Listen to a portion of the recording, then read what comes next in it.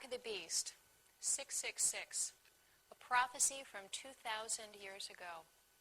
It's a part of our culture. It's made its way into movies, songs, books. Kids talk about it. How many people, though, know that technological developments in the last 10 or 20 years could be combining to make the Mark of the Beast a reality, and possibly even in our lifetimes? I'm Katherine Albrecht, and today I'm going to be talking to you about the Mark of the Beast and about my own research over the last 4 years into the technological developments that have revolutionized and changed the way things are bought and sold on the planet Earth.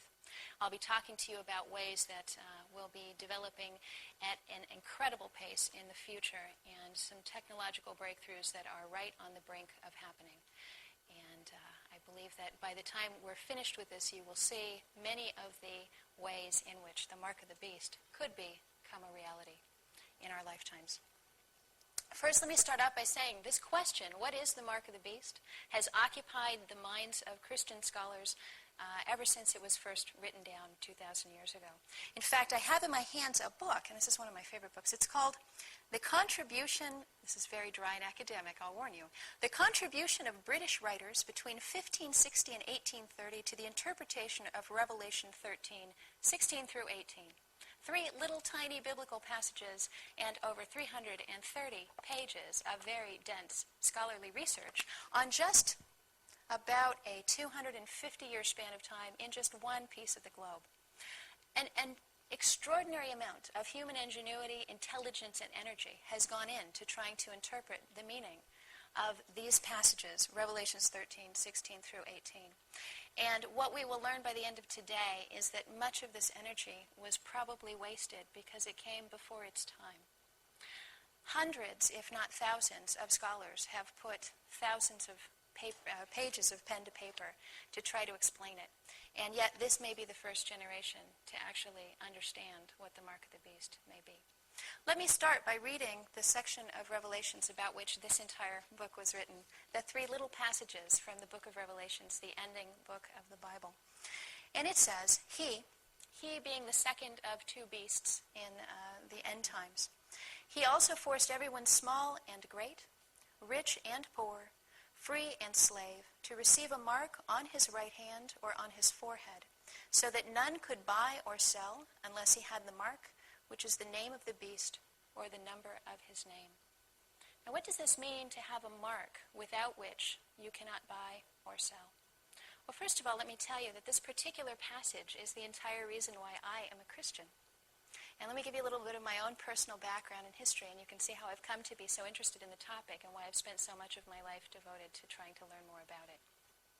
When I was a little girl, at age 8, in a little town in the Midwest, my grandmother took me to the grocery store. My mother was actually working on her master's thesis at the time, and which may explain why I have a penchant towards academic things myself and why I'm such a researcher. I'm actually working on a doctorate in consumer privacy issues at Harvard University. But at that time, I was an 8-year-old girl in the Midwest on a mink ranch, and my grandmother and I had just gotten back from grocery shopping. And as we put the groceries away, and we had the bags sitting there on the floor, she said, Kathy, and at that time I was Kathy, not Catherine. She said, sit down, I have something really important I want to tell you. And I said, okay, Grandma. And I sat down at the kitchen table, the big wooden table. I still remember the way the light came through the window of that kitchen. And she said, this is really important. You have to know this. There will come a time when people on the earth will not be able to buy or sell unless they have a number and unless they take a mark, which will be the Mark of the Beast. And I'm actually quite glad my grandmother told me that when she did, because she died a year later. I miss her very much to this day. But she explained to me that this would be coming some point in the distant future. And as I looked across the kitchen and I saw the grocery bags from our shopping trip there, I said, Grandma, you mean even groceries, even food? She said, especially food. That's how they're going to get people to sign up. Because if you can't buy food, you can't survive. And that's what's going to cause the masses of humanity to sign up for the Mark of the Beast. Now, sitting in that little kitchen in the Midwest at age 8, I made a couple of decisions. And the first decision I made was that I would pass this on to my grandkids, so they could pass it on to their grandkids and their grandkids. And someday, thousands of years later, when this prophecy came to pass, my descendants would know not to participate in this whole scheme of the mark of the beast. They'd know not to take it. And the second decision I made was that if it did happen in my lifetime, which seemed incredibly unlikely, this was the early 1970s. In fact, there were hardly barcodes, and there weren't credit cards, and if there were, I hadn't seen them. There were not computers. The ones that were took up whole rooms of buildings and certainly weren't in stores. At that time, this seemed like such an outlandishly unlikely thing to ever happen in my lifetime that I made a promise that if it did happen in my lifetime, I would pull out my Bible and I would read very carefully, and I would know that the words in the Bible were true. Now, one of the things I liken this to is if someone had sat me down and said, you know, someday there's going to be a big purple flower and it's going to cover 2/3 of the sky, and when you see that, you know, that Hopi prophecy, whatever it is, then take that seriously. The unlikeliness of that would make you pay attention. Well, in the early 1970s, this truly was an outlandish thought, that everyone on the planet, first of all, could even be identified, and that everyone on the planet could be forced to somehow take a number to buy or sell, just didn't make sense to my little brain. Now, about 5 years ago, in studying supermarket loyalty cards, which I actually started studying just because I found them annoying, and I didn't like the idea of somebody tracking my purchases through a piece of plastic, it began to occur to me that by presenting that piece of plastic on my supermarket loyalty card, that I actually was presenting a number in order to buy or sell. Now, I suppose I was doing the same thing when I presented a credit card to make a purchase, because a credit card takes a number, links that number up with you into a database, which is a number to count, and pulls that money out, and no real money ever changes hands when you scan a credit card. It's really paying with a number. And the more I began to think about that, the more I began to think about all of the cards in my wallet, and the fact that every single one of those cards contained a number, and that every one of them was linked up to a database, and they all involved this information moving around through computers, which is all digital information. And the more I thought about that, the more my grandmother's words came back to me. And I started to say, maybe it's time to pay attention a little bit to these numbers that we're using to make purchases, to buy and sell. And that is what got me started to launch an organization called Caspian, which is Consumers Against Supermarket Privacy Invasion and Numbering. Christians in the audience may know that C.S. Lewis, the wonderful Christian theologian, authored a series of children's books, the first of which is called The Chronicles of Narnia, or The Chronicles of Narnia. The first one is The Lion, the Witch, and the Wardrobe. Many people may have read that. And one of those books contains a character, Prince Caspian, and in fact, two of the books. And in one of them, The Voyage of the Dawn Treader, Prince Caspian actually sails out to these islands and encounters lots of things going wrong and tries to right some wrongs that he comes across. And I felt at that point that the kind of privacy invasion that I was seeing with these supermarket cards that were registering people's information in databases, that perhaps Prince Caspian would be an appropriate role model to go out and do some exploration, do a little bit of learning, and hopefully right some wrongs that I encountered when I was out there. And also the Christian reference and the wonderful experience of reading C.S. Lewis as a child helped in coming up with that name. So what I found as I began to look into the numbered systems is that there is a huge movement afoot across the globe to move all payments towards numerical systems, and possibly to move them towards mark systems. And let's dive in and see how this particular piece of prophecy may be coming true in a way that it couldn't have done in the early 1970s, and particularly not 2,000 years ago. The first word I want to draw your attention to here is forced everyone. Now, everyone is an important word here. It means literally everyone. And in fact, in case that wasn't clear, the author actually clarifies it for us. Small and great, rich and poor, free and slave, I mean literally everyone. Now, 2,000 years ago, identifying even the boundaries of the planet Earth was not possible. There were continents that did not know of the existence of other continents. There were peoples in certain places that didn't know there were people on the other side of mountain ranges even. So the idea that everyone on the planet could be identified, or even that the entire planet itself could be identified as a unit, was actually pretty far-fetched 2,000 years ago. Nowadays, we know that we can identify everyone on the planet. We can watch every piece of the planet from satellites in space. And in fact, we are on the brink of having made contact with or identified every person on the planet. This month's National Geographic, this is August of 2003, had a cover called The Hidden Tribes of the Amazon. And in the hidden tribes of the Amazon, in that article, it was explained that only 17 uncontacted tribes are left in the Brazilian Amazon. I believe the number they gave was they thought there was actually a pocket of 1,350 people in a certain part there, and that was one of the biggest uncontacted pockets of humanity left on the globe. And in fact, the article was a bit ironic because it's about an explorer whose stated goal is to keep these people uncontacted. And yet, as you read the article and look at the pictures, he actually goes into their village. They all run away and scatter, and then they try on their clothing and they mess around with their stuff. It's really quite a strange article that someone who wants to keep these people uncontacted is doing that by, in a way, contacting them.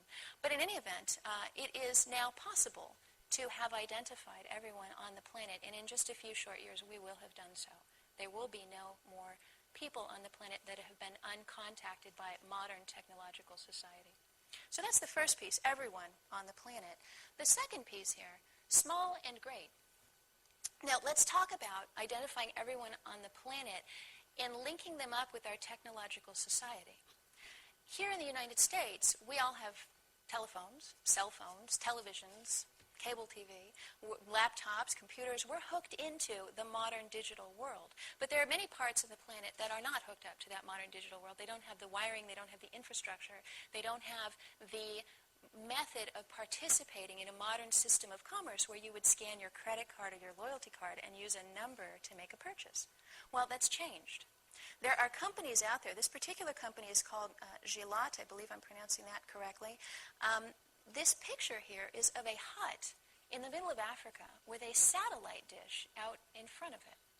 And Gilat is the company that says Gilat Satellite Networks has been empowering Africa. The principle is simple. Wherever there is a patch of open sky, an exhaustless commodity in Africa, there is a clear pathway for seamless, state-of-the-art telephony and internet connectivity. This is to meet the communications challenge of Africa, where thousands of rural communities lack terrestrial infrastructure or use unreliable, overloaded, or outdated landlines. So not only do you need to identify everyone down to the last tribe in the Amazon in order for this prophecy to become a reality, but you need to be able to get those people linked into a numbering system whereby purchases can be recorded with numbers. That's now become a reality. You can now go to the top of Mount Kilimanjaro or the top of Mount Fuji. You can now go into the deepest jungles of Africa or the Amazon. And you can, if you can find a clear patch of sky, you can hook up a satellite system to link those individuals, those indigenous people, into the computerized buying and selling network. Here's two other companies doing the same thing. A company called Infosat. Their news release said Infosat and Presidia team up to bring point-of-sale capabilities to remote businesses. So what's driving these satellites to go to these remote locations is the idea of being able to buy and sell in those remote locations using digital currency as opposed to local currency. Inmarsat is one other company. Inmarsat satellites provide coverage to 98% of the planet with access to international dial-up, telephone, fax, and data networks. And by the way, when you go, in fact, just last year, I was in an apple orchard, a heritage heirloom apple orchard, where they have apples back from the time of Thomas Jefferson. And it's an incredible place, and it's very much in the middle of nowhere in New Hampshire.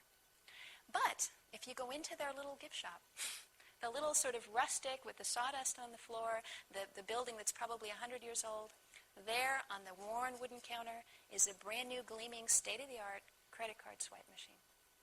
The same is probably true of the huts in Africa at this point. Rich and poor.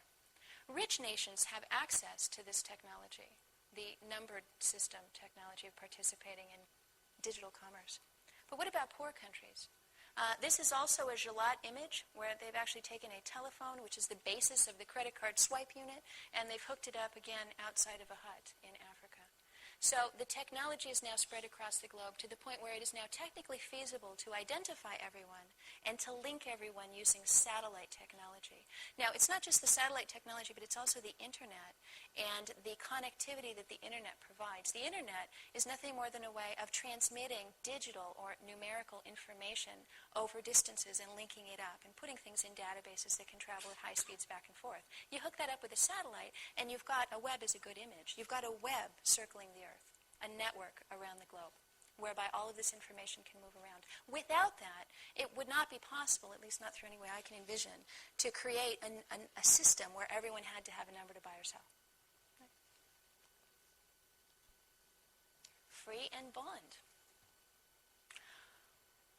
One of the things that we will be talking about in this hour is a technology called radio frequency identification, which is a way of using radio waves to transmit information about individuals, products, items, money, any physical item on the planet, and transmit that at a distance to where it can be picked up and read. These particular images come from a company called TSI, which provides services, among other things, to correctional institutions or prisons. And one of the things that they have created are monitoring devices that actually transmit digital information about individuals, about where they go and what they do. And we'll be talking a little bit more about this. I want you to keep this image in your mind about free and bond, or free and slave, bond being another word for slave or imprisoned. All right. So the first part was he forced everyone, small and great, rich and poor, free and bond, to receive a mark on his right hand. Now, this has been interpreted through this book and countless others in a whole variety of different ways. Everything from it may be a symbolic mark or a spiritual mark to it may be an actual brand. I know when the barcodes came out in the 1970s, a lot of people said, well, maybe it'll actually be a barcode. That would be one way of numbering human beings. The mark has really been a big question mark of what the mark on someone's right hand might be. I'm going to be providing a couple hypotheses for what that might be. But let me first say that before you get to someone's right hand, you might want to get to their wrist. And there are payment technologies out there today that enable buying and selling through something on your wrist. Okay. Have you heard of the mobile speed pass? The mobile speed pass is a handheld device, goes on your keychain. It transmits using radio waves a number associated with you through the air, which is picked up by the either the cash register in the mobile convenience store or by the gas pump. And by pushing that little button, you can transmit the information, and you can make your payment without ever taking out your wallet, your credit card, or your cash. Well, Mobile has teamed up with Timex to put this tiny payment device that can beam over a distance in a wristwatch. And in fact, in 1999, when I first started thinking about the mark of the beast and how numerical payment systems, what would have to happen to numerical payment systems using credit cards in order to evolve into the mark of the beast, one of the things that I realized is that you probably, if you told people, gee, we'd like you to implant your credit card in your right hand, people might say no. But what if you told people, gee, you know, that credit card, you could lose it, it could fall out of your wallet, somebody could hold you up. Why don't you strap it on your wrist? It'll be a little more secure. It won't fall off. People can't just come along and grab it. And you know what? People are already accustomed to wearing wristwatches. So what an easy way to make that transition. And in fact, one of the things that I would recommend everyone do as you think about prophecy is create a couple of guideposts for yourself. For me, at the age of 8, my guidepost was if it became necessary to have a number to buy and sell groceries, then I would pull out my Bible and take it seriously. You may want to make one of your own. What seems outlandish? Maybe an implant in your hand? Well, in 1999, when I first started thinking about this, this technology did not exist. In fact, I'd never heard of the mobile speed pass, and certainly not of a speed pass-enabled Timex watch. But what I did do was I actually printed out a contract. And my idea at the time was I was going to distribute this to everybody, and I would say, in the unlikely event that there ever is a number required to buy or sell, and someone wants to put that in my hand with a mark, I won't take it. And I figured, you know, at that early stage in 1999, nobody, I mean, who wouldn't sign that? I mean, that's never going to happen, right? And if it did happen, it would be a pretty good indication that maybe the stuff in this Bible was true. Well, in looking at that signpost myself, I said, well, what would it take for me to say, oh my gosh, we're really getting there? And I came up with the idea of the watch, because I knew that would have to be one of the precursors to putting it in your hand, would be putting it on a watch. And when I found out about this a couple months ago, really the hair stood up on the back of my neck. I said, okay, this is definitely one of those mileposts that you pass. By the way, not only can you get these Timex watches with Speed Pass, but they've got a whole variety of men's and women's styles. You can go on the Timex website, and you can buy one of these for $45, $30, $35. It looks just like a regular watch. Now, it's interesting how easily these things slip into what seems normal. I have to say, the idea of carrying around a watch to make a payment, while it may seem normal in this era of Bluetooth wireless modem connectivity and computers, doesn't seem like that big of a leap. But if you go back 2,000 years ago and put yourself, even 100 years ago, and put yourself in the mind of someone who had never heard of a computer, who didn't even know what lay beyond the next ridge, and you envision explaining to that person how something slapped onto your wrist would be able to communicate a number over a distance which would be used to deduct an account which contained a number, not gold or jewels or goats, but to reduce the level of a number in some computer somewhere, I think that person would look at you and say, I don't get it. In the same way that these authors said, I don't get it. I don't understand. Right? But to us now, in fact, it's so obvious that it's almost not even a big deal. Well, of course, you just, transmit the radio wave, make your payment. What's the big deal? So as we talk about this, I want you to try, if you can, to put yourself back in a pre-technological era. There are no telephones. There's no way to travel. There are no airplanes. We don't know that the Earth is round. We don't know a lot of things. So at that point, the idea of even identifying everyone on the planet, much less using a wristwatch to transmit numerical data to purchase, is just nuts. All right. Next, so none could buy or sell unless he had the mark. Well, let's look a little bit at what's happening today about buying and selling. I don't know the last time you were in FedEx and tried to pay with cash, but FedEx actually won't take cash. They only take credit cards. The last time I went to pick up my car from the dealer after it had been repaired, I brought cash because I make all my purchases in cash. And they would not release my car because the woman couldn't make change. And in fact, even when I went and I got her exact change and I came back, she said, it's after 5 p.m. I can't take it. I have nowhere to put it. You have to use a credit card. So it's becoming to the point now where you almost, even now, and I'm not saying a mark, but there are occasions now where without a number you cannot buy or sell. The number being your credit card. There are places where you can go, and they won't let you do it. Try renting a car without a credit card. Right? Try checking into a hotel without a credit card. Even though our cash says legal tender for all debts public and private, and I'm awaiting a legal challenge on that to come from some quarter, and hopefully someone will challenge that and say, well, wait a minute, I incurred a debt at my car dealership. Shouldn't I have been able to pay off that debt with cash? And maybe someday somebody's going to stand up and challenge that.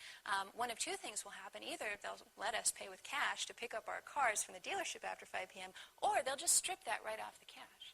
They'll just strip those words right off of there and say, well, there's lots of other ways you can do it. In fact, another signpost for me was when the post office, the United States Postal Service, actually had a sign saying, make sure you can pay with a credit card here. And when I got asked, every single time I went to the post office, the postal employee was saying, you can use your Discover or your Visa card, or whatever she was saying. And I said, gosh, you guys are really pounding me over the head with that. And she said, oh, well, we'll lose our job if we don't ask that. That's actually a requirement of our job, is we have to tell you that you can use a credit card here at the Postal Service. So you're starting to see more and more of a push and an emphasis to use credit cards, which are numbers to buy or sell. Let's talk about loyalty cards for a minute. This is an image from The Guardian. It's kind of hard to see, but what it actually says on there is the spy in your wallet, what loyalty cards really mean. Now, loyalty cards may seem like a pretty minor thing to worry about. But let me tell you why loyalty cards are absolutely critical to the creation of a global system of registering purchases to individuals and requiring individuals to present a number to buy or sell. Prior to around 1990, when these cards were introduced, in 1990, a couple things were converging. The internet was becoming fairly widespread. It was beginning to spread into businesses and into stores, point of sale and purchase at cash registers. So those began to get hooked up to the internet so they could do real-time credit card verification, for example. The other thing that was happening, and you may recall prior to that, you could scan your credit card, but they'd scan it on the little sort of separate metallic plastic device that you could actually pick up. It was not wired to anything. They'd sort of scan it. Sometimes they'd maybe ask for ID.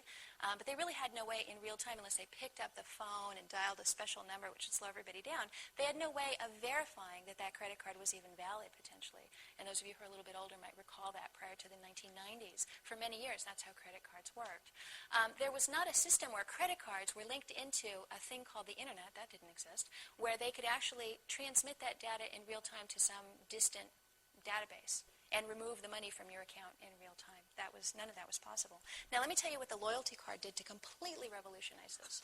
The loyalty card at the local grocery store was the first time that identity was being asked for in order to make a purchase, but the identity was not being asked for as a method of payment. It was being asked for simply because they wanted to know it.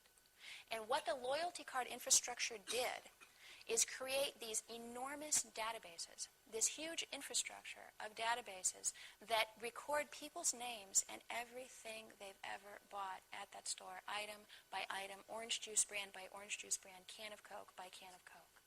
Prior to that, that didn't happen. And in fact, let me back up, because the previous technological innovation leading to all of this was the barcode. Now, what did the barcode do that changed this? And by the way, in the 1970s, when the barcode first came out, a lot of people were saying, mark of the beast, we don't like this, buying and selling, there's some kind of mark on here, there's numbers on here, what is this, right? And in fact, some of you may actually recall that debate. In the 1970s, when the barcode came out, let me tell you what it did, right? The barcode changed physical items, stuff, into numbers. That was the first time humanity has ever converted physical items into numbers. So now, if I scan this pair of shoes at a store, it's not going to say pair of shoes. It's going to get the number off of there and record the number in the database. I suppose they could look it up and write down pair of shoes and put that on your receipt, so it's a little more human-friendly. But basically, the barcode turned things into numbers. The shopper card came along, the loyalty card, and turned people into numbers associated with those things. So it was the first time that we kind of got linked together, people and things, both numerical. Right? Now, what would it take from the system we have in place now, where it is now possible through all these incredible databases to link up individuals with their purchases, to absolutely require that they be linked up with their purchases? Now, the loyalty cards have done a pretty good job of this in the last couple of years, in that the loyalty cards will often bump up the prices unless you have the card, and then when you get the card, you get the reduction in price. And if you don't scan the card, you can pay as much as 50% more for certain grocery items. In fact, we have an example. Albertsons in Texas was caught pricing Velveeta cheese, Kraft Velveeta cheese, had right on the label $3.99, a little Kraft manufacturer's suggested retail price. Well, we caught them putting the everyday low price at $5.99 and saying, scan your Happy Albertsons card, your preferred customer card, and you'll get it for $3.99, a big $2 off. So what they were really doing was charging a $2 surcharge unless you scanned the card, or a 50% surcharge. So either you comply and you go in the database, you present the number, you get recorded, or you pay an extra $2 for, you pay $6 for $4 worth of cheese. That has been an incredibly successful system. At last count, 80% of American households had signed up to participate in those purchase registration programs. And mark my words, that's exactly what they are. They are not savings programs. There have been numerous studies across the country, most recently by CBS Evening News and by the Wall Street Journal, which have shown in every case it's been studied that the prices are higher at the stores with the cards, even when you scan the card, than at the stores without them. And that's because their database is unbelievably sophisticated and very expensive, and it costs a lot of money to store all that data about you and your purchases in the database. And you'd do better just to go to a store that didn't have the card. But now 80% of people have gotten comfortable with the idea of having their every food purchase monitored into a database. So I would say that's maybe the first step to getting people accustomed to the idea of presenting identity in order to buy and sell. And now let me say something else before we get to this tax issue. There are a couple of ways that I've been thinking about in the last few years that you could move from an optional scan the card or pay $6 for $4 worth of cheese, which I guess if you want to pay the extra money, you can still get away without doing it. What would it take to make it mandatory that you must present an identification in order to buy food? Well, it's not like guns, is it? It's not really like fireworks or explosives. It's not really dangerous. I mean, food? How could it be possible that someone could require you to show ID to buy food? Doesn't make sense. Well, let me give you a couple of scenarios. Scenario number 1, a terrorist gets a hold of some factory and puts cyanide in the baby food. And the strained peas now are toxic. The people who've scanned their loyalty card, like dutiful, obedient consumers, have registered their purchase of those strained peas in the database, and they get the phone call from the public health officials, frantic. You bought those peas last week. You've got to throw them away. They're toxic, right? The people who didn't scan their loyalty card, who either shopped at a store that didn't have one or were like me and said, I refuse to use that thing, those folks, unfortunately, would have some pretty tragic accidents, and people would die. And believe me, that would be all over the television, the pictures of the beautiful, 6-month-old baby who ate the strained peas. And at that point, I could see Congress getting involved and saying, well, it's certainly not fair that people who live in, nice neighborhoods with wonderful stores that have these cards get a chance to register their purchases. But these people who live in other neighborhoods or don't have access to those kind of stores, it's not fair that they should be the ones who run the risk of not knowing about a product recall if something gets tainted. In fact, you know what we'll do as Congress? I think we'll just make some appropriations and we'll say we will provide some matching funds to all of those stores who don't have the program, and we'll help you out. And we'll set that up so that everybody who buys the strained peas has an opportunity to register it in the database. We won't make it mandatory or anything. I mean, certainly you wouldn't want to force people to do it, but we certainly want to give them that option if they'd like. And then let's say down the road, you let that sink in for 3, 5 years, 10 years. You let people get real used to the idea that good moms scan their purchases with the credit card. Good moms record their purchases because good moms want to know if something's wrong with the food they're feeding Junior. And insurance companies would say, well, gee, if you're one of those moms that scans all your purchases, we'll give you a break on your insurance. We'll give you a couple of different incentives to make you do it. And then down the road, it's going to be, just like today, only 20% of households don't participate in those programs. Down the road, maybe only 20% or even 5% or 2% of people aren't scanning like good little moms scanning their purchases. And at that point, then, Congress just says, you know what, that's just not safe. In fact, if you're not scanning your purchases and recording everything that you're buying, it could be tainted. We're going to consider that you may be a dangerous parent. Maybe we'll take your kids away unless you do it. So there's scenario number 1. Of how you could actually say, you know what, to make a purchase, you've just got to register it because it wouldn't be safe otherwise. Let me give you scenario number 2. There is something out there called the Fair Tax Act of 2003. Many of you may have heard of it. It's an extremely popular proposal. The Fair Tax Act of 2003 would replace the income tax system with a sales tax system. Right? Now, I'm going to tell you right now, it is the worst thing I have ever heard of.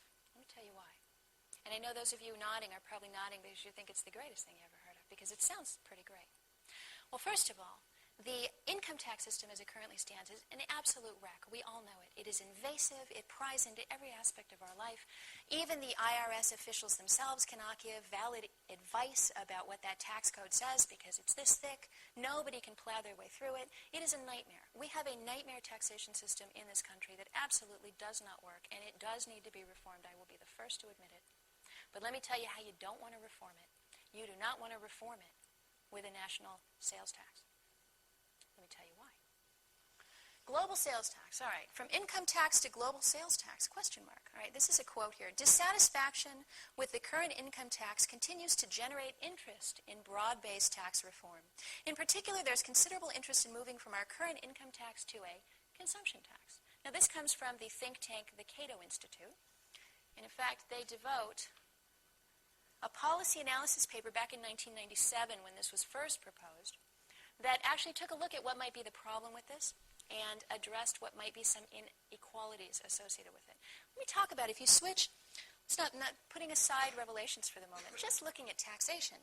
If you switch away from our current system, which has graduated taxes, people at the lower end of the income scale don't pay any tax. People at the higher end pay a very large proportion of their income in tax. And the idea is that it sort of taxes the rich, kind of a Robin Hood idea, taxes the rich, doesn't tax the poor.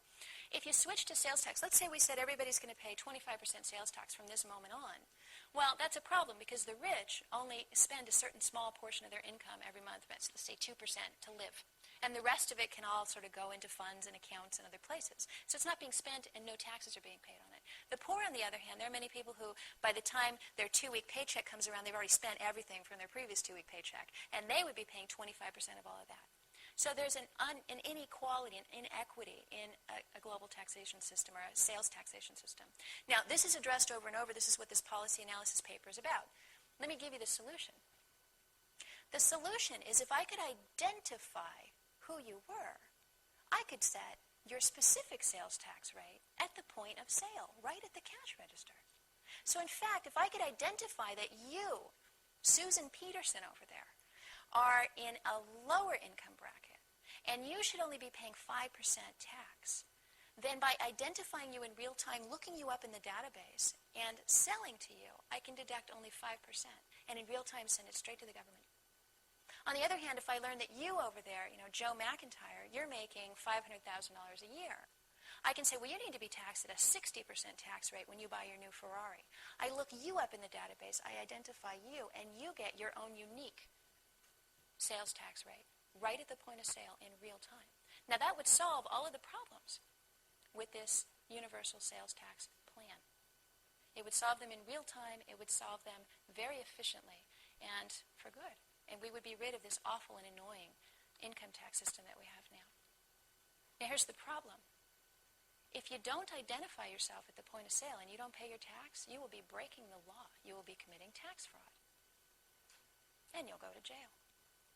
So if we move to this system where I have to say, here's me, I can verify certainly that it's me. I didn't just borrow my friend's ID to say I'm in the 5% tax bracket, but I presented something that's unique to me, that can be identified specifically with me, like a biometric, like a fingerprint, like an iris scan, like a DNA sample.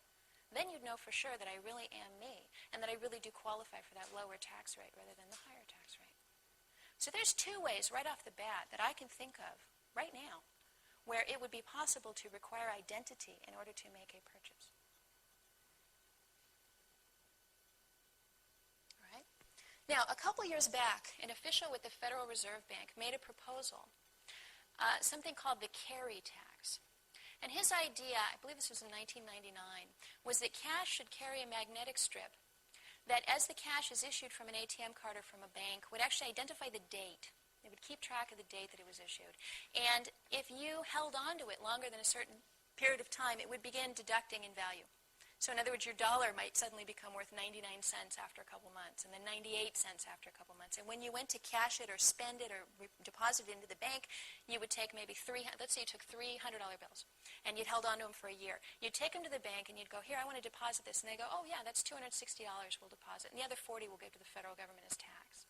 It was actually a proposal. It was met with a lot of unhappy responses in Congress. It was not a popular proposal, but it's a proposal that's been floating around for a while, this idea of tagging cash and keeping track of what it does. All right. And we'll get back to that in a sec, because I want to talk about how cash plays into this whole system of using numbers to buy and sell, because cash would seem to be an exception to that. All right. There is, and you can't see it on this image, and I wish you could, because do you see? This is from NTT, which is a Japanese company. They've developed an identification system using DNA, similar to what I was talking about, where you would actually identify the individual and make sure they were the right person, claiming to be the right person, fully identified for a purchase. Well, on their card here, they actually have this little thing in the bottom right. Underneath it, it says DNA certification mark. And there would actually be an encoded mark on there representing an individual's DNA.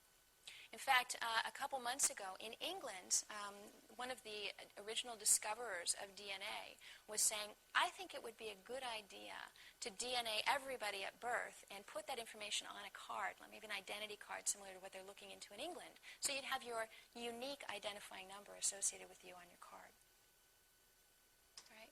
And this actually comes from China, this quote here. Citizens will use the card. This is a national ID card with a smart chip in it.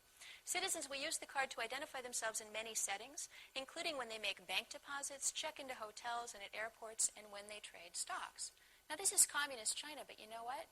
This is sounding a lot like the United States at the moment. Think about the last time you checked into a hotel. Did they ask for your ID? Think about the last time you got on an airplane. They certainly asked for your ID then. And in fact, there was just a story saying that the bus system, the Greyhound bus system, is going to start requiring ID for you to get on a bus. Now, why do they need to know that? I ask myself that. What possible crime could I commit by just getting on a bus? Now, there is a summit coming up called the Future of Money Summit. It's in a couple of months. And there's some fascinating futuristic scenarios of what's going to happen to money. I put this up here because, first of all, I think the symbol's a little bit creepy. It's the pyramid. Oftentimes we see that pyramid with the all-seeing eye. That's the pyramid on the back of our dollar bills. That's the pyramid that was associated with the Total Information Awareness Program, which was a Department of Defense initiative to know everything in every database about every American, every purchase they made, every place they went, every telephone call they made, and bank deposit they made, had the all-seeing eye above the pyramid. I put this up here not because it's particularly unique, but because there are so many summits talking about the future of money. And what they all agree on is that cash is going away and all purchases very shortly will become digital. That everything we do is going to switch over to credit cards. So now imagine cash is gone and we switch to credit cards. What would that mean? And in fact, think about all the cards in your wallet. 5, 10, 20, 30. It's a pain to have to sift through all those cards. In fact, I call it looking for the 3 of spades. When somebody says, do you have your whatever card, your Safeway card, your Kroger card, and you're kind of going through, pulling it out, right? At some point, all of those cards are going to get so annoying that people are going to consolidate them into one smart card, which contains all of it. In fact, a couple years ago, there was something called the Driver's License Modernization Act. And what it would have done would be to take our driver's licenses and put a smart computer chip in them and load all of that information on them. So then at the supermarket, instead of presenting your loyalty card, you'd be presenting your ID card, making it really easy to verify your identity.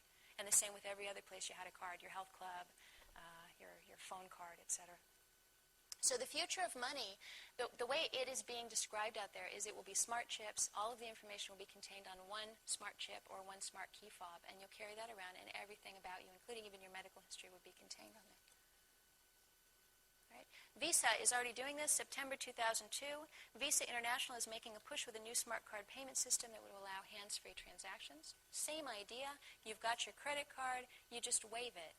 And the reader from a distance reads the radio frequency chip inside of it, identifies you, and makes the purchase without you having to really do much of anything. Right? And in fact, this Bank One Visa card here is equipped with a radio frequency device that can actually be read at a distance, meaning that in the store of the future, it would be possible for you to simply put all of your items in a basket, get up to the checkout, put it on a little conveyor that would just kind of run through. You literally pick up the basket, let it run through. It would survey every item in there using tiny radio frequency chips embedded in the items. And then it would read your credit card information right through your wallet. Of course, at that point, you would only have one such device in your wallet, so it wouldn't be competing of 10 different credit cards. You'd have your one.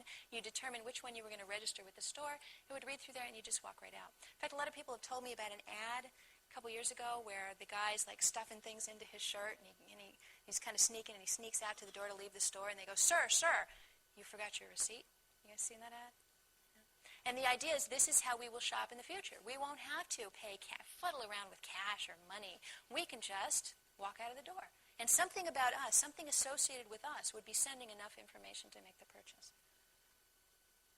Right? This device here is a radio frequency enabled loyalty card from a grocery store. It is the next generation loyalty card. And in fact, the gentleman who gave it to me was boasting that having 2 antennas on there coming out of that central chip would mean that your identity could be read at a distance using this device of up to 20 feet away the minute you walked through the door of the store.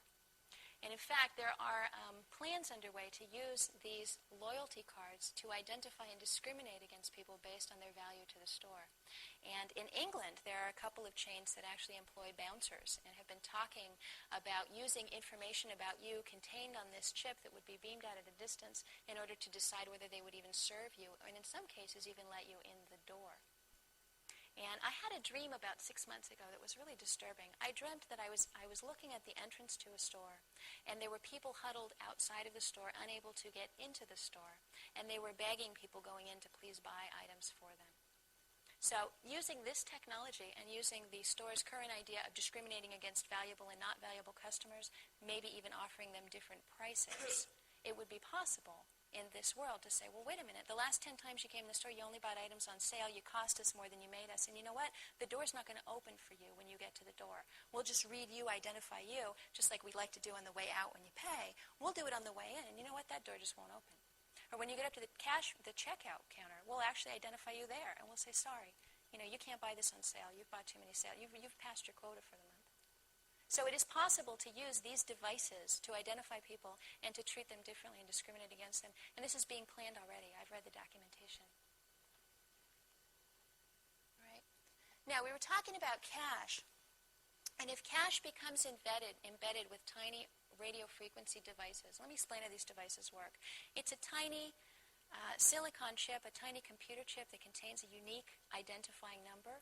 It can be read at a distance by beaming electromagnetic energy at it. It stimulates the chip hooked up to an antenna. The antenna magnifies the radio signal, sends back the number to the reader device, and enables it to be identified at a distance.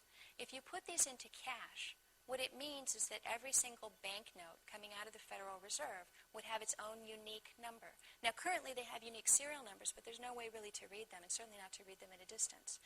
If you do this with cash, and you put unique identifying numbers, as the cash comes out of the ATM machine, or as the teller hands it to you at the bank, or as the Walmart teller gives it back, or cashier gives it back to you as change, that can actually be registered to you in the database, meaning that if you took that money, now let's say we move to the point where we've got this global sales tax, and let's say you went to, a yard sale, and you wanted to buy somebody's sailboat, and you gave them $300 bills for their sailboat, and you didn't pay the tax.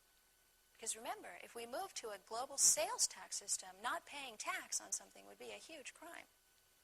And now it's kind of a minor crime, but in the future it's going to be a massive crime because it's going to be the government's only source of income.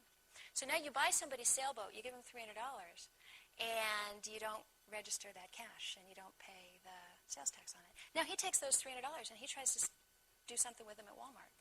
Walmart could say, well, wait a minute, this wasn't registered to you. This wasn't an official transaction. You're under arrest. Where'd you get this money? We're confiscating it. This is contraband. So if cash becomes identifiable and linked with individuals, the anonymity of purchases could go away, and our ability to make transactions that the government doesn't know about would go away as well. Even if you just gave $20 to your roommate, it's possible that that could come under suspicion. And the excuse given for this, the explanation given for this, is to stop counterfeiters and to track money launderers and drug transactions because of the big underground economy where cash is changing hands and it's not being recorded in the database. And right now, every transaction, the push is to record all transactions in a database. So there's a real government uneasiness with the idea of any money changing hands. Now this is, bear in mind, this is before we even have national sales tax. If it's that way now, imagine what it's going to be if we get national sales tax. It's going to be the new drug war, where every single thing you do is going to be scrutinized. Now let's talk about the Verichip implant. All right. The Verichip implant is a tiny RFID device containing a unique individual number that has been proposed as a way of verifying who individuals are and information about them. The Verichip currently is produced by a company called Applied Digital Solutions. They also make something called the Digital Angel. The Verichip implant is normally inserted into this part of a person's arm. Not many people have taken it yet. It's not a very popular technology because it gives people the creeps. Right? But the idea of this technology is once you have it in there, you can be identified if you had a coma or ran into trouble. Someone could scan across that thing, pick up your number, look you up in a database, and know who you are. Well, now imagine for a minute that we have a system now where they want to identify who you are. You've got all of your stuff in a key fob or a credit card, in a smart card, or in your driver's license. If you lose that thing, you're in trouble. You then strap it on your wrist, so we move to the next stage. Now we've got them on people's wrists. If someone comes along and steals your wristwatch, then you're really in trouble because it's not just stealing your wristwatch, it's stealing your entire identity, your medical history, and everything about you. So the next step, the next logical step to prevent crime and identity theft would be to embed it directly in your body. They can't steal your arm, they can't steal your hand. Not only that, but imagine how simple it would be when you're in the store and you want to make a payment and you just walk up to the reader device, press your hand to it, and walk out of the door. With one of these devices containing the same information that right now you present whenever you scan a credit card, it would be very simple. So the idea, and I can't emphasize enough how much I think credit cards are really a problem.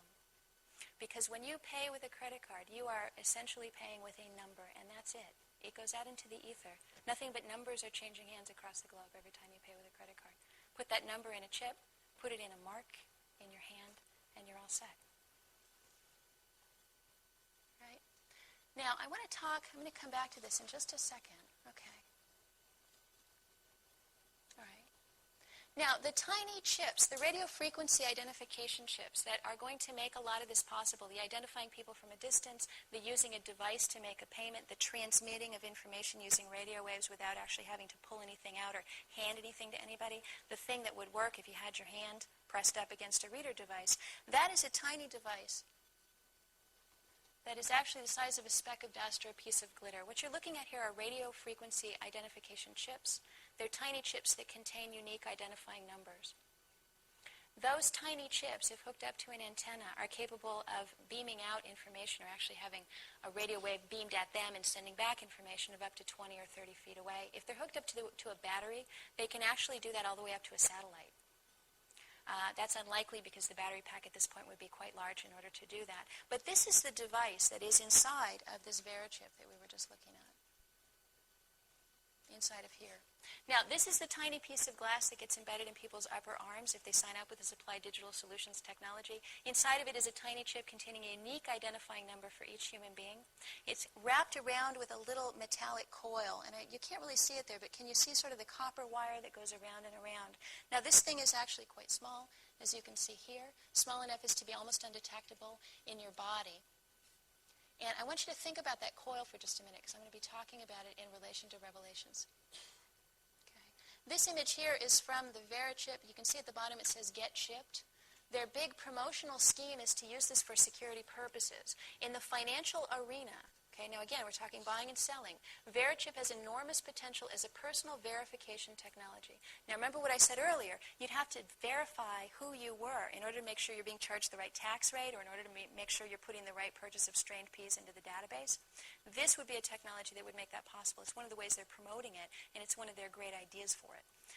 Verichip accomplishes this without batteries or any internal source of power. It lies dormant under your skin until energized by a proprietary Verichip reader. Now, this is a little bit misleading. This idea that it doesn't contain batteries would lead you to think that there's no energy coming out of it. What happens, though, is in order to read this, you have to be bombarded with energy from outside. So the energy goes actually into your body. Electromagnetic energy from a reader goes into your body, hits this device, it activates inside of you and sends back its number. We do not know the long-term health effects of having these devices in human bodies and having them pick up and amplify radio waves and send them back. We have no idea what that would do over the long haul.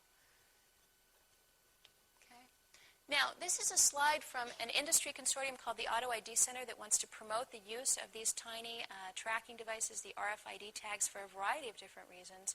Perhaps the most disturbing of them, in addition to counting humans, would be to count and number every item on the planet and use it to replace the barcode. So physical items could actually be identified and numbered and linked from a distance and tracked. Now, one of the things on this slide that they talk about is it would take 23 bits, that's the numerical information it would have to contain in that tiny speck of dust-sized chip to number every automobile on the planet. It would take 29 bits, or zeros and ones, a string of 29 zeros and ones to number all the computers. And here's the creepy part. It would only take 33 zeros and ones to give a unique identifying number to every human being on the planet. So 001, 011, do that 33 times, and you've got a unique number for everyone. Now, the disturbing part here is that this industry consortium, which consists of some of the biggest global companies in the world, including Procter & Gamble, including Johnson & Johnson, Kimberly-Clark, International Paper, big companies, Coca-Cola, these guys should be thinking about products, and yet on here they're naming human beings. So this technology, with all of this backing, by the way, the Department of Defense and the U.S. Postal Service are also backers of this technology. The fact that they're putting human beings on their slides and their internal documents as a way to utilize this technology is a little bit worrisome. And definitely, by putting one of these numbers into one of these Verichips and implanting it into a human being, you could verify them. You could have a number associated with them. You could link that number up to a database, and you could require them to present that in order to buy or sell for the reasons that we talked about. The company producing these chips is a company called Alien Technology. And you can't really see it very well, but it's got, I think, one of the creepiest logos I've ever seen. It's black. It's got red on a black background. It has what looks like almost 3 claw marks sort of screeching across the screen. And in fact, most of the imagery associated with this technology is quite dark. At a conference I attended about 2 months ago, there was a gentleman from Philip Morris, talking about this technology. He was talking to a bunch of global executives from global companies who deal with moving products around. And he was telling them, you know, when this comes out, when we have radio devices and everything, when we're tracking everything all over the planet, you're going to need to really change the way you run your warehouse in your back room. And do you know what he said? And he meant this in terms of you're going to have to totally change the way you do business and revolutionize your thinking about moving products. But his statement was, this technology will destroy our way of life. The purpose of this technology is to destroy our way of life. Now, it's interesting because in his saying that, the whole room went silent. By the way, these are people who love the idea of tracking things as they move around. But even then, the room went silent because that was a pretty heavy statement. And I don't think he meant that it's going to absolutely destroy our way of life as we live day to day. But I also don't think he realized the symbolic importance of what he had said. Because if we do actually number every human being, and if we do number every physical item, and if we can keep track of all of that through databases and through computer systems, it will actually destroy our way of life. There will be no more freedom. There will be no more privacy or no more ability to walk around and even talk to other people freely, because your every move will be monitored and tracked. Right, there's the chips. And these devices, as I said, this industry consortium, they've already begun appearing, these radio frequency devices, in consumer products.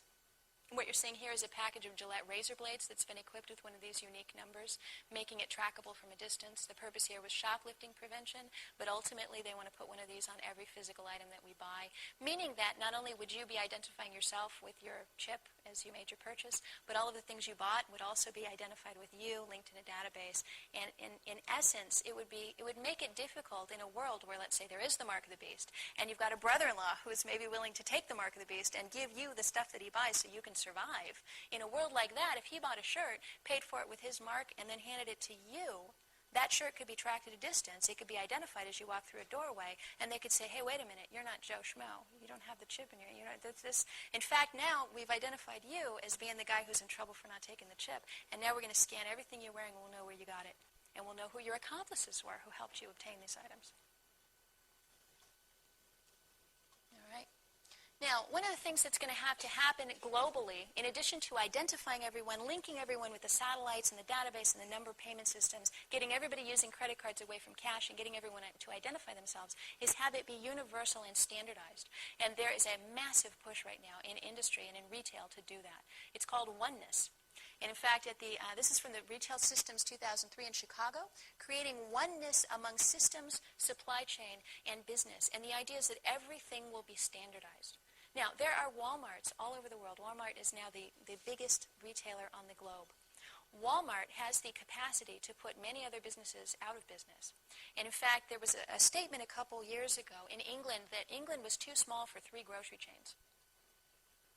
So the idea is to put, and in fact, we've seen a huge loss. People talk about loss of biodiversity. I talk about loss of retail diversity. If you're over 30, think back to how many grocery stores there were when you were a kid, or how many department stores, or how many anything stores. And now think of how many there are today. I'm boycotting Walmart and Target because of their involvement with this RFID technology. There is nowhere where I can go to buy basic things. In fact, I needed dish towels the other day. And I had to really rack my brain to think, other than Walmart and Target in my town, where can I go to buy dish towels? What a simple thing, right? Now, imagine that Walmart and Target start doing this. Imagine that Walmart and Target put everybody out of business, and there's only Walmart and Target. Where are you going to shop? If they start putting incredible demands on you, if they start asking you to present who knows what. So even if the system remains open and there's no overt imposition, there's no overt rule that says you must, you're not going to have much choice. I mean, I pretty much must shop at Walmart or Target if I want dish towels. I found a way around it, but it was tough. So this oneness idea, imagine that Walmart and Target are the only stores left on the globe, and the entire planet is now Walmart and Target. Walmart could make one imposition, and millions, hundreds of millions, billions of people could be affected by one rule that Walmart made. So if Walmart made the rule, you must identify yourself to buy here. Guess what? Most of the world's going to have to identify themselves to make a purchase. Walmart has that kind of power. And let me tell you something Walmart just did in case you doubt that. In the 1970s, Walmart single-handedly caused the rest of the country to adopt the barcode. Almost single-handedly. There was a time where the barcode was out there, but there was a lot of resistance on the part of consumers. Mark of the beast, concern, worry, impersonalization, etc. People didn't want to do it. Walmart made a mandate. Now, in the 70s, you think Walmart wasn't even that big, right? Well, Walmart made a mandate.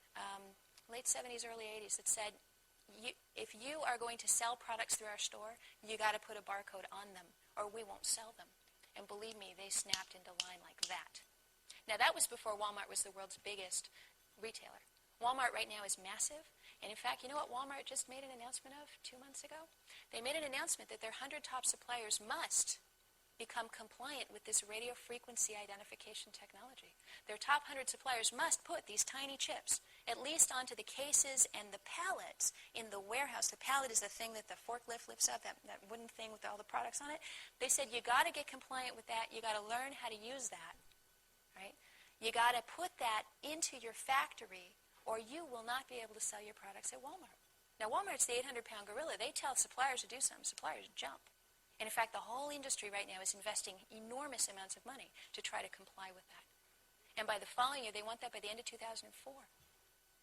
Now, that doesn't mean necessarily that individual products in Walmart stores are going to have those on them, but it's coming. It's coming real soon. So Walmart has an extraordinary amount of power. Right? So this oneness thing is real. Pressure to comply. Stores, retailers, and all of the people participating in buying and selling things across the world are all being pressured to get on board with the same standardized systems. The same standardized systems that involve the internet, digital payment technologies, Visa card, etc. If they come out with a system that says everybody's got to present a mark, everything will be in place to make that possible, in fact, pretty quickly, because of all this standardization. This is a book called Adapt or Die, and it was handed out to CEOs from around the world who came to Boston last month to attend something called a CEO Forum for RFID adoption. RFID being these tiny chips they want to put in everything and possibly everybody. And this was the book they handed out to those CEOs. They came to learn about it, but what they were told was, listen, you're going to be dinosaurs unless you adopt it, and you better adopt it now. And they're scrambling to do it. Huge amounts of money are going into this. Now let's come back to what brought us down this whole path of talking about the technologies in place today, and this is Revelations. Let's look at this. He also forced everyone, okay? We know we can identify everyone now. Small and great, rich and poor, free and slave. Let's go back to that free and slave or free and bond slide that we saw earlier where we had the prison guard and the prisoner. They're wearing wristwatches. The wristwatches they're wearing are very similar to that Timex payment wristwatch. They're very similar to the mark of the beast. All right, excuse me. Let me take that back. I slip of the tongue. They're very similar to the Verichip implant that would be beaming out individual information and be capable of being tracked through that. That's exactly what those are. They're tracking devices. They have radio frequency devices in them. They can be read at a distance. And they keep track of both the jailer and the jailed equally. Okay. So, rich and poor, free and slave, to receive a mark on his right hand or on his forehead. You know what? It doesn't make sense for me to have a Verichip implanted here because if I go to pay, I'm going to have to, I'm going to have to be doing that. Where would be the logical place to put it? What's the easiest thing I could slap onto there to make a payment? My hand. So that would be the obvious place. Maybe here, maybe you kind of, if it's like that, maybe I do that. We don't know, top, bottom of the hand. But somewhere on the hand would be the easiest thing to slip into a payment system. Let's say I have no hands, and I think someone in the audience asked that question before we got started. So I have no hands. The payment system's over there. What am I going to do? My knee? No. My elbow? No, I don't have it. My shoulder? No, my head. It's the easiest, most flexible part of my body if I don't have hands. So a forehead would definitely fit the bill in that case. All right, so receive a mark in his right hand or on his forehead so that none could buy or sell unless he had the mark. We can see how that's possible. Which is the name of the beast or the number of his name. Now, let me move on to the next slide, and we'll address that. Here is wisdom. Let he who has understanding count the number of the beast, for it is the number of man or the number of a man, depending on how you want to interpret it. And his number is 603 score and 6. All right. Let's look back. The name of the beast or the number of his name has been the subject of countless thousands of pages of machinations and supposition and codes and changing Hebrew letters and Greek letters and Roman letters and converting stuff, and it's all been really confusing and crazy. Let me tell you what I believe, and I certainly don't have any, direct access to the truth here, just something I've thought about a lot. It is my feeling that this mark of the beast required to buy or sell is going to be so obvious, it's going to be like the nose on the end of your face. You're not going to miss it. When that mark of the beast comes, you're going to know it's the mark of the beast. They're going to say, hold out your right hand, we want to put a mark in there so you can make payment, so you can buy and sell. It's not going to be some tricky thing you're not going to see coming. It is also my sense based on this book and others like it, of how many contortions they had to go through to try to come up with what this mark might be, when this generation, when it's actually maybe on the brink of happening, it's so obvious to us. Of course, there's a Verichip, of course. No question. That when it comes time when that 666 is out there, whoever is alive at that time when that comes, it's going to be just as obvious to them what that's going to mean. And I personally, and you can do whatever you want, code-wise or number-wise, or believe whatever theory you want out there, but I personally believe that we probably don't have to engage in a whole lot of speculation about that at this point in time, because when the time comes, we'll know what that means. That's my guess. Now, the name of the beast, or the number of his name, now that is something I can speak to. Think about how you would represent your name in a computer. When I type in Katherine Albrecht in my Microsoft Word program and I hit save and I've got my name in there, my name is recorded as a series of numbers because that's how computers record information. It's not in there as a word. It's in there as a series of numbers. So it's possible the name of the beast or the number of his name, well, gosh, if you computerized it and encoded it in something, it would be a number. And so this might be a very literal way of explaining that. A name or the number of the name, meaning the same thing in a computer. Now, the last piece here, let him who has understanding count the number of the beast. That's tough to do right now. I don't know what that is. But it does tell us it is the number of man or the number of a man. Now, if it's the number of a man, I don't know who that man is at this time, and I don't know what his number would be. But if it's the number of man, there is no number more specifically you. There is no identifier more specifically you than your DNA. And if you think back to that Japanese card that I showed you that had the DNA mark on it, that would be probably the best definition I can think of the number of man or the number of an individual man. Because there's nothing else about you that would be unchanging. And even iris scanning, illness can change the shape of your iris. Even fingerprints, if you get burned or get in an accident. In fact, people who do a lot of, I think masons who lay bricks can actually rub their fingerprints off. Facial recognition doesn't work because as you age and change, your facial structure will actually change. So the only really foolproof way of identifying you would be through DNA. And there are technologies out there. In fact, I just heard this week that they are now able to extract DNA from fingerprints, the actual little tiny bit of oil you leave when you touch something. They can actually pull that out and extract your DNA from it. The technology of identifying people through DNA is becoming more and more sophisticated, and it will be possible at some point to identify you through your DNA in real time. Real time meaning take a little sample and figure out immediately who you are. Right? So when I read this, I don't know if it's the number of a man, and we'll all know when he comes, and his number will be, maybe he'll have a big crown that says 666, I don't know. But it's possible to think about it this way also, that the number of a man or the number of an individual could be their DNA encoded in the Verichip to correspond to them. Why would you want to do that instead of just assigning one of those 33-bit numbers randomly selected by the Auto ID Center or whoever? The reason you'd want to do that is because if I kidnapped one of you and dug out your little chip, I could stick it in my hand, and then I could be you. I could go out making purchases, putting my hand around, right, using up your bank account. What would prevent that? What would prevent that would be somehow having that chip not work unless it verifies that the DNA of the person in who it's been inserted matches the DNA of the chip. And then you would need the number of the man or the number of the person who had it in their hand. And there are ways to do that.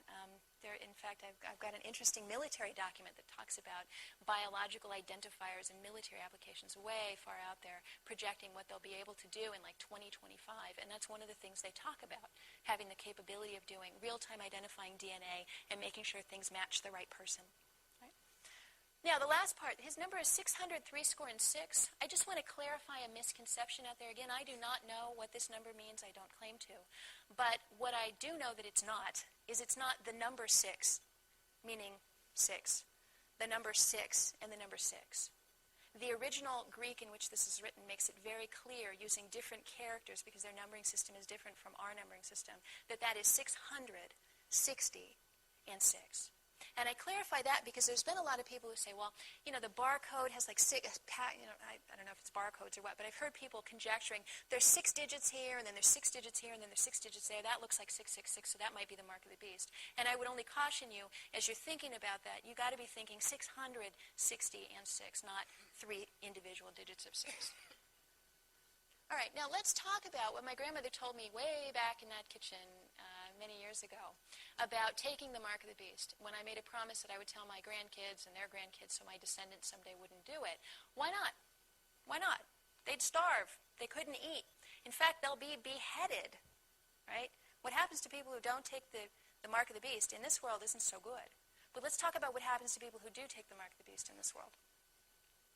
Let's fast forward a little bit through Revelation to the point where God comes down and begins passing judgment on the earth. Revelation 16:1, and I heard a great voice out of the temple saying to the 7 angels, go your ways and pour out the vials of the wrath of God upon the earth. 16:2, and the first went and poured out his vial upon the earth, and there fell a noisome, that means stinky, smelly, disgusting, a noisome and grievous sore upon those who had the mark of the beast and upon them which worshipped his image. So on the physical plane right here on earth, the people who take that thing are going to have a really bad experience. Now, what could that bad experience be? Well, it could be something solely spiritual, where God afflicts those people with a sore. Entirely possible. What could it be in the sort of technologically feasible realm right here and now? Well, think back to that little device. In fact, let me see if I can scan us back up here and we'll take a look at this thing again. There we go. Okay. Imagine this device in someone's hand. The way this device works is it picks up teeny bits of electromagnetic energy beamed at it from a distance from a reader, and it amplifies them using that coiled antenna. Amplifies, makes bigger, expands, so it can feed that chip so the chip can feed back its information across a distance. Let's say that instead of sending it a normal amount of electromagnetic energy, you send it a big amount of electromagnetic. In fact, let's imagine that you burst a massive amount of electromagnetic energy at that device. What's going to happen? Well, if you take one of these RFID devices and you put it in your microwave, which is the equivalent of overloading it, it will burst into flames. I've done it. You put this in somebody's hand, embedded in their flesh, and you do that to it, first of all, that piece of metal copper will get that copper wire on there will get incredibly hot, because that's what it's designed to do. It's designed to pick up and amplify that energy. It would get so hot, in fact, that it would probably burst. And then you would have those shards of glass and burst molten metal inside of your hand. Not only that, but that electromagnetic energy that it would now be beaming out would be going right through your flesh. Boy, we're talking pain that would drop you to the ground clutching your hand as it was destroyed. So if something like an electromagnetic pulse weapon, an EMP weapon, or let's say a megawatt of electromagnetic energy were beamed at one of these devices, or at a room full of people with these devices, or at a country full of people with these devices in them, they would all fall to the ground and probably have noisome and grievous sores in their hands or their foreheads as a result. So now that's on the physical realm, that's on the plane here. And again, I don't know what that means. That's just one possibility. If we're all embedded with these things, that would not look good if that energy came along.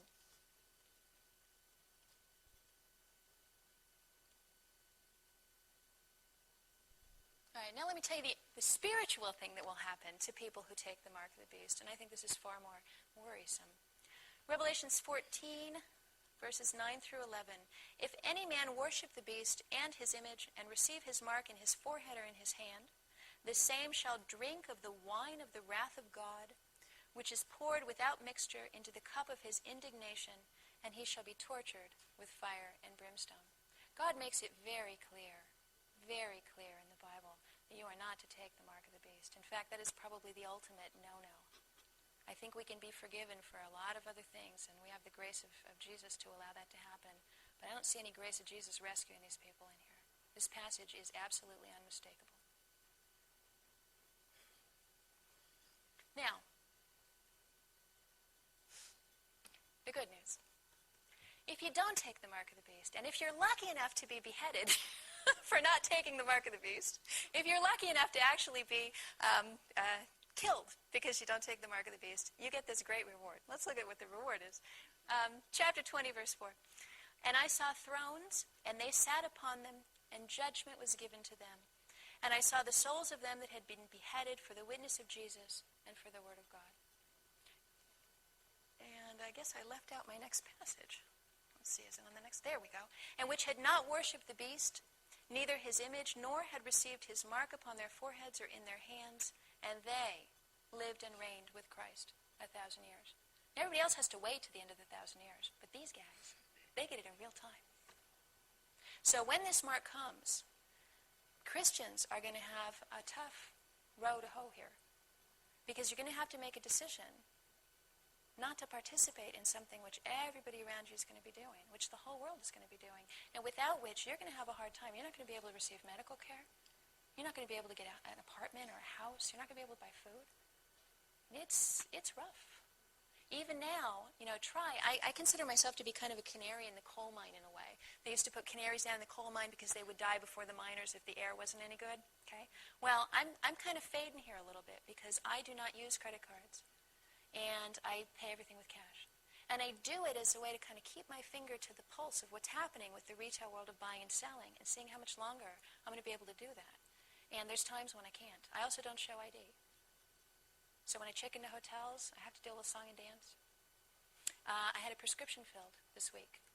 And I had a big, long conversation about it. They said, you've got to be in the system. So they put it, we got to put you in our system. I said, I don't want to be in your system. I have a valid prescription and I'm a valid patient. And I wouldn't have this in my hand if it wasn't me. So things like that, we Christians need to be the canaries in the coal mine. Because if we can't handle a couple of setbacks now, what are we going to do when this comes? I mean, if we can't handle the inconvenience of paying cash for our groceries, you think we're going to handle the inconvenience of not being able to do anything? So this is the time, I think, for Christians to really strengthen our faith and really strengthen our working in the world and be apart from the world. Because the world is heading straight down this road of oneness. And now's the time to pull back. Those of you who are parents who have small children, I have a little bit of advice for you. Every time you go into a museum, you go into Chuck E. Cheese, what do they want to do? They want to stamp your kid's right hand. Right? I tell my kids, no one stamps your right hand ever with anything. When they go to the craft fair, what do they want to do? They want to paint the little butterfly on the kid's forehead. I tell my kids, no one ever puts anything on your forehead. Nothing. And in fact, at the museum right now, at least, you can get away with it because they'll stamp it on a card and hand you the card. They have other ways they can do it. But that right hand, and I tell them for religious reasons, we don't permit that in our family. And they all go, oh, okay. But you got to get your kids used to that now because you're not always going to be around. Your kids are going to grow up surrounded by this, and someday they're not going to know unless you teach them. And now's the time to teach them, and that's an easy way to do it. All right. And in closing, let me say that this is the reason why I became a Christian. Because my grandmother sat me down in a little kitchen years ago and told me something that at the time seemed outlandish to me. And I made a promise that if it ever came to pass, I would pull out my Bible and I would read it. And I've done that. And if it hadn't been for that experience in that kitchen, I don't know that I would be a Christian today. I don't know that I would know not to take the mark of the beast when it came. We have an obligation to our children and our grandchildren. We have an obligation to our loved ones to let them know this. And let me say that this evidence is so indisputable. If and when this mark comes and they're putting a mark in people's right hands, can you imagine how that could have possibly been known 2,000 years ago? It's a perfect opportunity for us as Christians to spread the gospel and to let other people know the glory of our faith and the truth of our faith and the validity and the reality of it and the truth of this little book. Thank you very much.